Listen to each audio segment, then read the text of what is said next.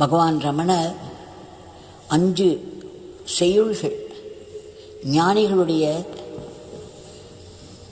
அந்த இருப்பில் சத்சங்கத்தில் இருப்பது எப்பேற்பட்ட ஒரு நன்மையை நமக்கு செய்து கொடுக்கும் என்பதை அந்த செய்யுள்களில் வடித்திருக்கிறார். ஞானிகளுடைய சங்கத்தில் இருக்கும் பொழுது நமக்கு வேண்டாத உறவுகள் எல்லாம் விழுந்து பட்டுவிடும்.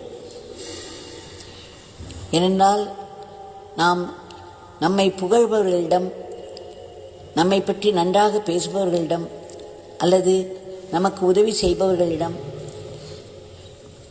இவர்களையெல்லாம் பார்த்து பார்த்து தான் உறவு கொண்டாடுகிறோம்.